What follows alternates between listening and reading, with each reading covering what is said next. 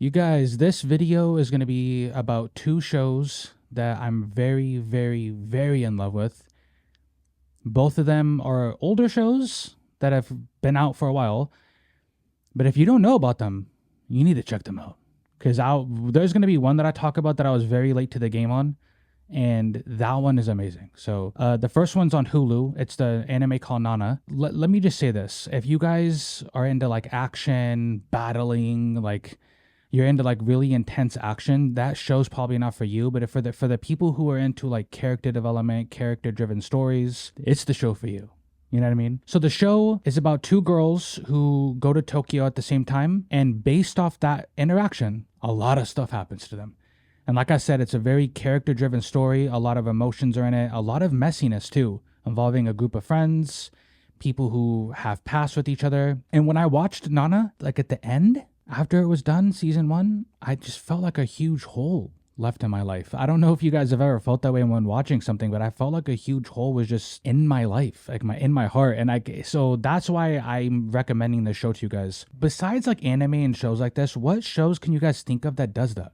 You know what I mean? Like a show that like captivated you so much that like it left a hole in your life. For me, there's Sons of Anarchy, there's Breaking Bad, Game of Thrones, like shows like that. After you're done watching it, you're like, this is it?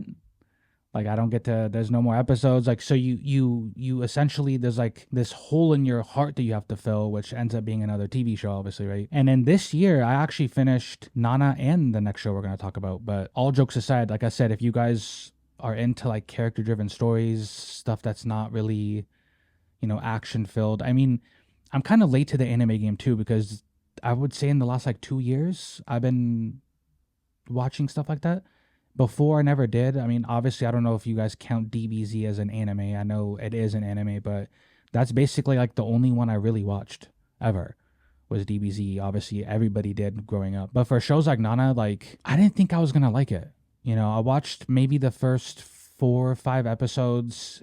And to me, it's not that it has a slow start, but it's like, okay, like, I'm more into like character driven stories that you can relate to, stories that kind of have an impact on your real life because you're like, oh damn, I'm going through that. Oh damn, I've seen people go through that. So, but the next one I'm going to talk about, so the show Death Note. Now, I could have seriously done a fantastic review on this anime and the live action version, right? And I'm going to say something right now that might piss people off if they're a fan of the live action show. I have a rule for the Fantastic Review, right? My rule is I don't really like to review stuff that I don't like because I don't really want to waste my time and energy on that. But I'm actually changing that now. Going forward, if I don't like something or it's like really bad, I'm going to do fantastic reviews on it. For people who, if you haven't watched anything Death Note related, do not watch the live action version first. I'm just gonna be real about it. Don't even watch the live action version. Actually, don't watch it, because there might be some people who watch the live action first, then go to the anime. I feel bad for you, because I started with the anime first, and I loved it. I love Death Note. Like, it is. I think it's around like 35 plus episodes, and the plot, the characters. It's a character-driven story, like the first show we just talked about in the beginning. But this show, it's like a cat and mouse game between two very smart people, right? And they're trying to outwit each other. One's a detective, one is a serial killer, essentially, who punishes bad guys. And that was one of my favorite aspects of the show, right? So I watched it, very, very big fan of that anime, right? And I know the manga is a little different and it ends a little different, but not too much off track for the show. But for the live action version, man, I watched it right after I watched the anime, and let me tell you, I just don't get it, bro. I almost didn't want to finish it. I think I was like 20 minutes in, 10, 20 minutes in, and I was already done with that show. Like, I'm being dead ass serious. I didn't want to finish it. And I only finished it for entertainment value. I usually don't feel that way about stuff. And I've watched Dragon Ball Evolution. Dragon Ball Evolution is terrible compared to the manga and compared to the show, right? The M. Night's version of The Last Airbender. Horrible, dude. It's horrible. Like, they don't even say his name right. And it's like, oh, you guys, the problem is with like stuff like Avatar, like The Last Airbender, is that there's so many seasons and so much lore, you can't just cram it all into one movie. Okay? There's no way. The same with DBZ. There's so much lore, so many seasons, you can't really cram it into one movie. And unless you're planning on making like 4 or 5 plus movies, it's not going to work.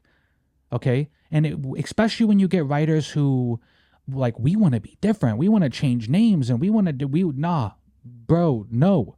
And the Death Note live action show on Netflix, not only did it disrespect the lore, they Light, instead of the main character's name being Light Yagami, which how hard is it to just make his name that? It's Light Turner. You know what I mean, dude? Or in the anime in Death Note, L is kind of like a nerdy, scrawny, scruffy, not scruffy. He's like a skinny, nerdy white dude. But in the live action, it's Black L. Where you know? Not that there's a problem with it, it just threw me off, right? They didn't even get L's character right. It was just, they kind of just like overdid it for some reason, right? Instead of having Light Yagami's girlfriend in the live action, it was like, oh, we're going to change her name. It's going to be Mia, not instead of Misa. You know what I mean? Just, bro. It just and like the dad too came across as like a drunkard. Like, you know, don't you dare talk about your mother like that. Don't you dare. It's like, what, bro? And Light wasn't even bullied in school in the show. He was basically like super popular, super smart. I don't know about super popular, but he was like well liked, very smart kid, right? And so in the live action, he's like just like getting bullied in the beginning. It was just very bad, dude. You know what I mean? It's like Light Turner. It's like, oh, how about no? You know what I mean? And the guy who played L, he's a very good actor, by the way. So it's not even that they chose like a black dude to play L. That's not, it's just like, bro, you guys didn't even get the basics right. And you already wanted to change the race of like a character that's like well known in the manga and the anime. You couldn't even get the basics right. Like, I understand if you're going to change the race of a character. I get that. It happens all the time. But you didn't even get the basics right. You didn't even understand like the father-son dynamic, or there was no mom in this show, no sister in this show. The problem is with the live action Death Note, there's like 35 plus episodes in the anime, right? There's so much that happens. And the writers said, you know what we're going to do? We're going to do like a 2-hour movie and we're going to cram 37 episodes worth of material into this 2-hour movie. That's why that movie failed. I'm surprised Netflix greenlit that movie. If we're being honest, I'm surprised they greenlit it. It's a travesty, bro. Like, I could sit here all day and shit on the show. I almost didn't finish it. That's how bad it is. But when you take a show with 35 plus episodes, there's like so much material to work with, and you try to cram it into a 2-hour movie, you get the Light Turners and the Black L's. It's like, bro, no, like that's not, you know what I mean? Like, and I kind of shit on Disney a lot for doing that, right? Like, hey, let's make a female Thor, or this and that. And like, it's not that they're changing the race and gender that makes me upset. It's like, you guys didn't get the basics right. And then you went and made a major character change while disrespecting the lore and already established material. And then you cram 37, 35 episodes of a show into a 2-hour movie. And that's the result we got. Like, Willem Dafoe was in the live action version of Death Note, and he didn't do bad. I mean, it was decent, right? It was decent from what we got. But you know, like the Dragon Ball Evolution did the same thing. It's just like, you guys are, did you not watch the show? Did you not watch the show? Did you not read the manga? This is the problem with Star Wars and Disney and Marvel and all that stuff. It seems to me, now this is to me, seems like they're getting people who just don't get it. They just don't get the source material. They like purposefully hire people who either know and don't care, or they hire people who just don't know. And then they make these shows, the shows end up doing bad, they get bad ratings, and then people are like, well, it was the toxic straight white males. They're the reason the show failed. It's like, no, they're not the reason the show failed. The reason the show failed is because you guys just can't hire good writers who understand source material. Like I said in the beginning of this segment, it is actually the first time I think I ever didn't want to finish a show, or a movie. Like I almost just said, "Hey, I don't even for entertainment value." The whole time I felt like I was just nitpicking. I've never done that really.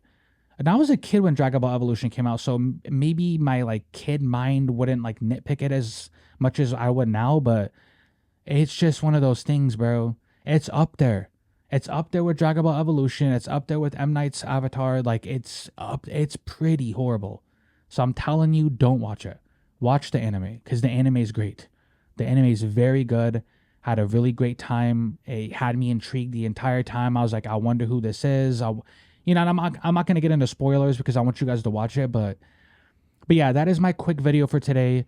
Next week, I'm gonna be returning with Sam for Say What's Real. We're gonna do a UFO episode, bro. About aliens and religion and a bunch of crazy, scary stuff because that is kind of what this channel was built on. Actually, not kinda. It was very built on that.